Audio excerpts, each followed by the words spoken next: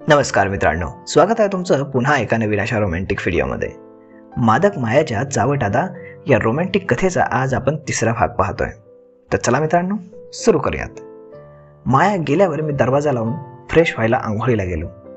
आंघोळ करताना देखील ती सुंदर छबी डोळ्यासमोरून काही जात नव्हती.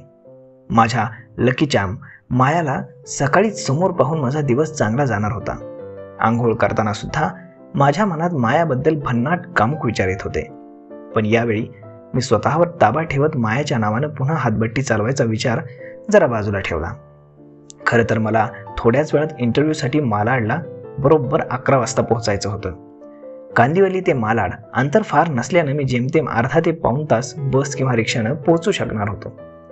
मी आंघोळ आटपून फ्रेश होऊन कपडे घालून तयार झालो आणि मायाने दिलेला मेदूवडा आणि सांबर खायला सुरुवात केली. आहा, मेदूवडा सांबराची चव तर एकदम अप्रतिमच होती. खरंच मायाच्या हाताला सुद्धा तिच्यासारखीच सुंदर चव होती. अनेकदा मायाच्या घरात काही स्पेशल डिश केली की ती मला हमखास आणून द्यायची. कधी पावभाजी, पाणीपुरी, तर कधी चिकन बिर्याणी, चायनीज. रोज काहीतरी नवीन पदार्थ करून सर्वांना खायला घालायला तिला फारच आवडतं. खरंच माया एक उत्तम सुगरण होती. खरं तर मी सुद्धा एक खवय्या होतो. चमचमीत, स्वादिष्ट, रुचकर पण तितकेच पौष्टिक पदार्थ मलाही खूप आवडायचे. गावी असताना मी स्वतः काही पदार्थ बनवायला शिकलो होतो, पण इथं मुंबईत आल्यावर जेवणाचे तसे हालच व्हायचे. रोज रोज बाहेर हॉटेलचं जेवण खिशाला आणि तब्येतीला परवडणारं नव्हतं. म्हणून मी बिल्डिंग शेजारीच एक मेस चालू केली होती. मायासारखी छान जेवण बनवणारी पत्नी जर मला मिळाली तर किती बरं होईल या विचारात मी नाश्ता संपवला. एव्हाना घड्याळात 8:30 वाजले होते. नाश्त्याच्या निमित्तानं माझ्या डोक्यात एक कल्पना आली. जर माझ्या नोकरीचं पक्क झालं तर मायाला पार्टी देण्याच्या निमित्तानं एखाद्या छान हॉटेलला लंच किंवा डिनरला घेऊन जायचं आणि मनातलं सारं काही बिनधास्तपणे बोलायचं. येस, ठरलं तर मग, असा विचार करून मी उठलो. इंटरव्ह्यूला जायला उशीर नको म्हणून मी दिलेल्या वेळेच्या आधीच त्या ठिकाणी पोहोचायचं ठरवलं. तसंही मुंबईच्या ट्रॅफिकबद्दल बरं काही मी ऐकूनच होतो. याआधी मुंबईला नातेवाईकांकडे अनेकदा येणं जाणं झालं होतं, त्यामुळे ट्रेन किंवा बसचा प्रवास मला नवीन नव्हता. पण उगाच चांगल्या कामाला उशीर नको म्हणून मी इंटरव्ह्यूची सर्व कागदपत्र आणि व्यवस्थित फाईल करून बॅगेत भरली आणि रूम लॉक करून निघालो. माझ्या खोलीच्या 3 रूम सोडूनच माया राहायची. नेहमी येता जाता मला मायाच्या खोलीवरूनच जावं लागलं.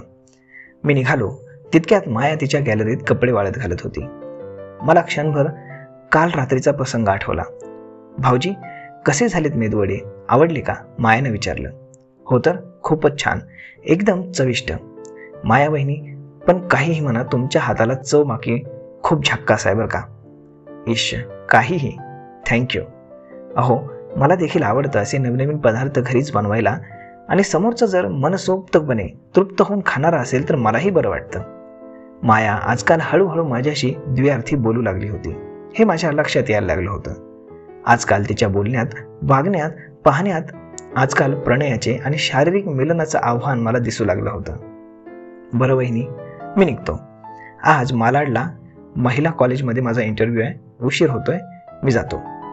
अय्या, हो का, अरे वा, छान. माझ्याकडून ऑल दी बेस्ट बरं का भाऊजी.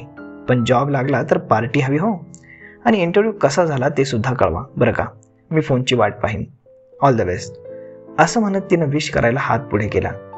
मी तिच्या शुभेच्छा स्वीकारण्यासाठी तिचा हात हातात घेतला. ओफ, किती नाजूक मुलायम हात होता मायाचा, काय सांगू. तिच्या हातात हात घेता क्षणी एक सुखद स्पर्शाचा अनुभव आणि गोड संवेदना माझ्या सर्वांगाला चाटून गेली.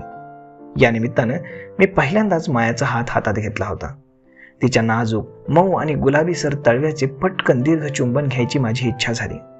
जर याच हातात माझं आणि मायाचं, एक भलताच चावट विचार माझ्या मनात तत्क्षणी येऊन गेला. परंतु स्वतःवर प्रचंड संयम राखत नाईलाजानं मी तिचा हात सोडला. चला, येतो मी. अच्छा, बाय, असं म्हणत ती देखील खोलीत गेली. मालाडला इंटरव्ह्यूला मी लवकरच पोहोचलो. इंटरव्ह्यू खूप छान झाला. असिस्टंट प्रोफेसर या पदाकरता माझी निवड होऊन पुढील 7 दिवसात रुजू होण्यास सांगितण्यात आलं. पगार देखील चांगला मिळाला होता. महिना अखेर मुंबईतील सर्व खर्च भागवून एक चांगली रक्कम गावी पाठवता येणार या आनंदात मी घरच्यांना फोनही करून ही बातमी दिली. तसंच मला नोकरी मिळाल्याचं कधी एकदा मायाला सांगतो असं झालं होतं. मी लगेचच फोन करून तिला ही बातमी दिली. ती देखील बेहद खुश झाली आणि तिला प्रॉमिस केल्याप्रमाणे रविवारी संध्याकाळी अंधेरीतल्या सिल्वर डाईन फॅमिली रेस्टॉरंटमध्ये डिनरसाठी विचारलं. तिनं देखील लागलीच होकार दिला.